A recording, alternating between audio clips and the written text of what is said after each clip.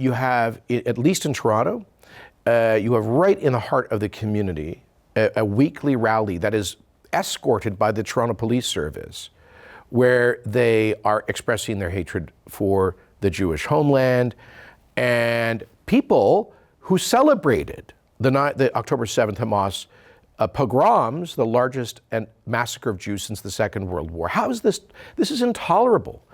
I mean, when you talk about globalize the Intifada, that's exactly what happened in Bondi Beach in Australia. The Intifada means uprising, and in a more particular historical context, the first and second Intifadas were terrorist campaigns that killed over 2,000 innocent Israeli civilians, not soldiers, but civilian targets, blowing up pizzerias, school buses, discotheques, wedding receptions, restaurants and cafes, random stabbings, random violence against innocent civilians.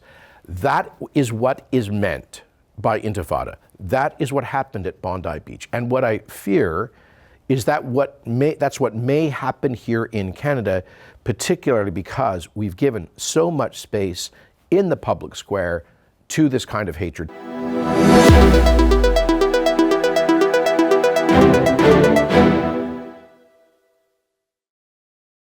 Staying on the question of foreign affairs, we've witnessed the horrific rise in anti-Semitism and anti-Semitic attacks on innocent people across the globe. I'm reminded of a message you recorded after the tragic shooting at the mosque in Quebec City, where 6 people were murdered. We have all been shocked to the core to witness the brutal murder of 6 innocent Canadians in Quebec City in what is the worst and deadliest terrorist attack ever to occur on our soil. Like all murders, it was an unspeakable crime against the sanctity of human life and the inviolable dignity of the human person. As the Quran says, whoever kills a soul is like one who killed the whole of mankind. And as the Jewish Talmud says, he who destroys a life is as if he destroyed an entire universe. But this attack was more than that. Each of those who were murdered and those who were wounded were men of faith. Each had chosen Canada as a land of opportunity and of freedom. And the killer was moved by hatred. He sought out peaceful Muslims, shooting them in the back while they were worshiping their God in a sacred place of worship. And in so doing, he attacked the first right enumerated in our Charter of Rights and Freedoms, the freedom of religion. From its beginning, Canada has been a place of refuge, a haven for those persecuted because of their faith, because of their religion.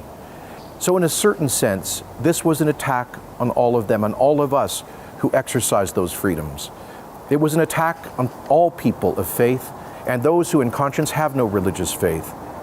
But it was also specifically an attack on the Muslim faith.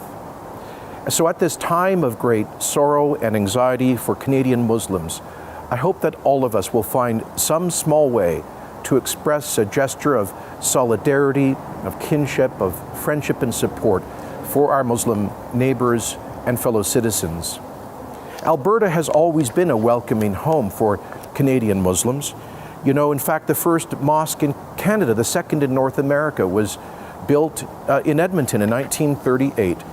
The Al Rashid Mosque that was built by Canadians who came to northern Alberta as fur traders from Lebanon's Bekaa Valley. And in a classic Canadian story, it wasn't just built by those Muslim newcomers, but by their Christian friends. One of the families who helped to build that mosque was the Shaban family from the Bekaa Valley. Their son Larry went on to become the first Muslim elected to public office in Canada and to serve as a minister in the provincial cabinet of Progressive Conservative Premier Peter Lougheed. Alberta was also home for the first Muslim Canadian Member of Parliament, my friend Rahim Jaffer, who I helped to get elected back in 1997. And Alberta is home to the first Muslim mayor of a major Canadian city, Naheed Nenshi. Alberta has always been a place where Muslims can be fully Canadian, but also fully true to their faith. So in light of this week's terrorism, motivated by hatred and prejudice, let us all find ways to embrace our Muslim friends and all people of faith to ensure that this continues to be a place of freedom and security for generations to come. And for those whose lives were taken this week as martyrs for their faith, I offer this prayer. Eternal rest grant unto them, O Lord, and may light perpetual shine upon them. These senseless attacks on people of all faiths, where do you think we go from here? Yeah, you know, what happened in London, Ontario was appalling, obviously, as were the Quebec mosque attacks a few years ago.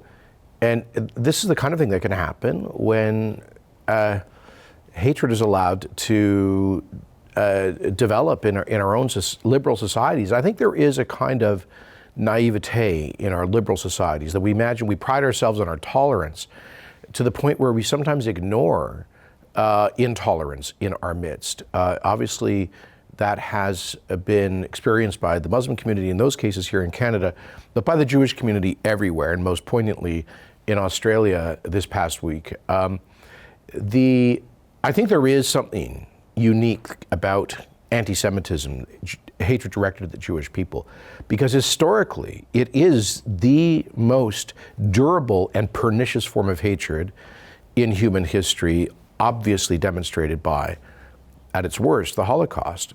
One of the people killed in Bondi Beach was a Holocaust survivor who miraculously, unlike almost all of his family, survived Hitler's henchmen, migrated to Australia to live in freedom and security, only to be killed by what some call this new anti-Semitism. But in a sense, there really is no new anti-Semitism. It's all the ancient hatred. And what concerns me, you know, we have to combat the stuff wherever we see it, again, whatever community might be targeted. But I think we have to end our era of liberal naivete and our unwillingness to say hard truths in dealing with this. You know, apparently the people who perpetrated the Bondi Beach attacks were originally from Pakistan. And the truth is, unfortunately, there are some countries and cultures where anti-Semitism is widespread and deeply set. Europe has had to deal with that since the Holocaust, and with strong laws and enforcement. I mean, I just read today about some AfD member of the German parliament of the Bundestag who was arrested and convicted for having done a Hitler salute outside the Bundestag. Now, maybe he thought it was a joke, but it's illegal even to make a joke like that. Why? Because they cannot tolerate the chance of the revival of those old hatreds towards Jews. So I think we need a similar kind of discussion about what zero tolerance really means. And I'll tell you this, I get frustrated when I hear, in this case, the Labour Prime Minister of Australia, Anthony Albanese, or often our own Canadian politicians, particularly on the left, say that there is, quotes, no space in Canada for anti-Semitism.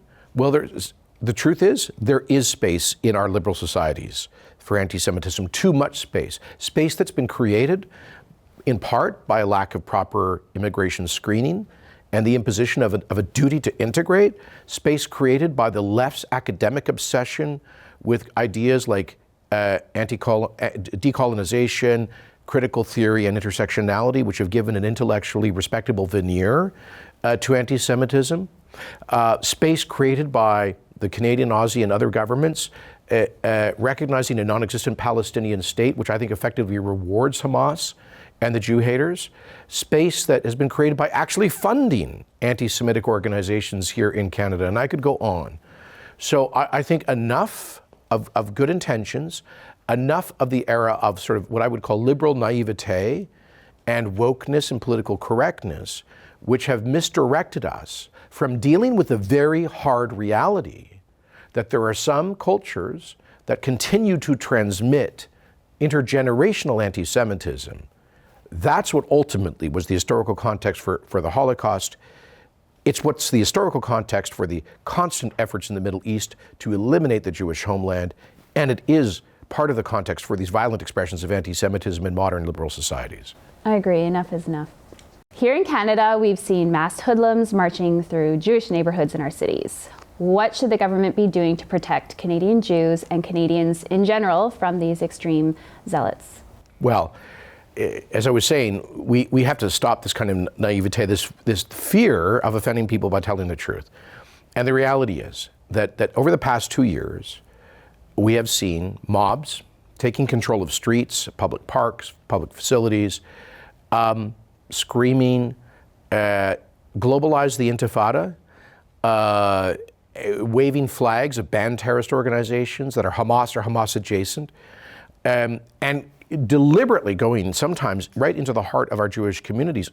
Every Saturday, which is the Jewish Sabbath, when observant Jews have to walk from their homes to their synagogues, you have, at least in Toronto, you have right in the heart of the community a weekly rally that is escorted by the Toronto Police Service, where they are expressing their hatred for the Jewish homeland. And people who celebrated the October 7th Hamas pogroms, the largest massacre of Jews since the Second World War. How is this? This is intolerable. I mean, when you talk about globalize the Intifada, that's exactly what happened in Bondi Beach in Australia. The Intifada means uprising, and in a more particular historical context, the first and second Intifadas were terrorist campaigns that killed over 2,000 innocent Israeli civilians, not soldiers, but civilian targets, blowing up pizzerias, school buses, discotheques, wedding receptions, restaurants and cafes, random stabbings, random violence against innocent civilians. That is what is meant by Intifada. That is what happened at Bondi Beach. And what I fear is that's what may happen here in Canada, particularly because we've given so much space in the public square to this kind of hatred. 2 years ago, on October the 9th, 2023, 2 days after the Hamas massacre outside of Gaza, so before the Israeli Defense Forces had begun their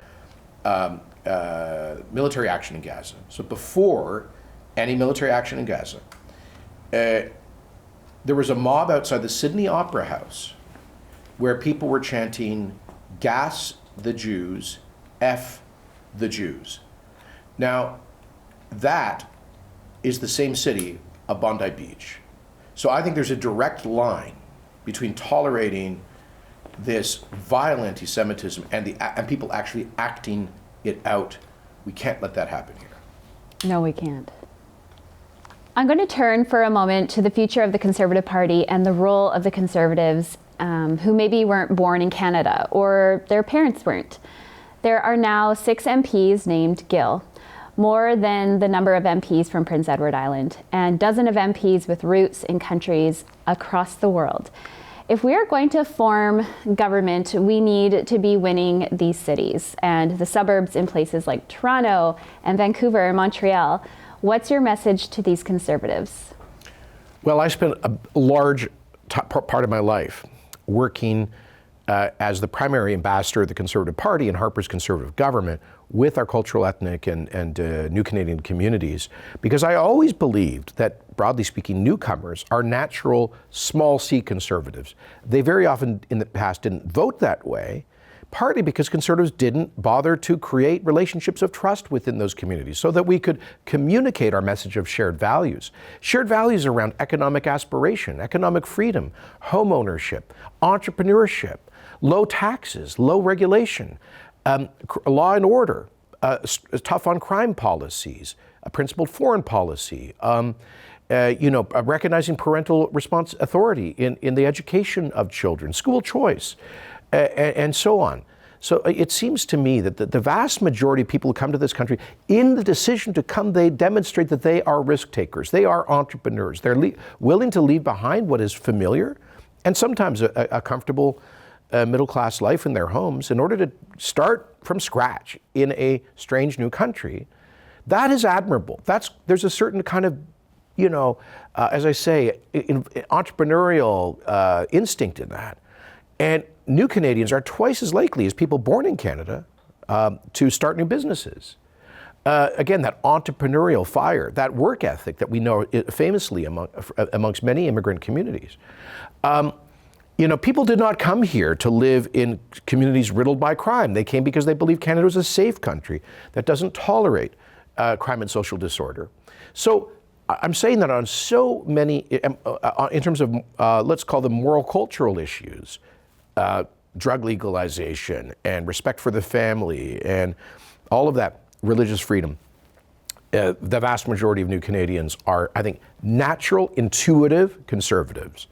So the challenge for large C partisan conservatives, elected candidates and MPs, MLAs, is to reach out to those communities on the basis of shared values.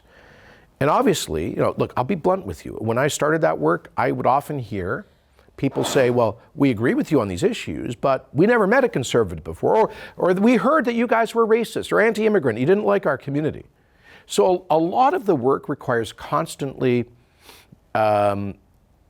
rebutting and addressing those calumnies, those smears that our partisan opponents have spread over the years, sometimes the media. Demonstrate conservatives in this country have always been open to a properly managed, reasonable levels of immigration and opportunity for newcomers, and I just think that requires consistency. It requires consistency. It requires identifying people to run for conservative parties who are qualified to do so, who are respected, who are going to be good representatives, who perhaps speak non-official languages. So it can't be done just by showing up on, during the 30 days of an election campaign. It requires years of relationship building, years of communicating those shared values. And if we do that, when conservative parties win in new Canadian communities, they form government. So this is something that I would just emphasize for any conservative parties federally, provincially, or for that matter, locally.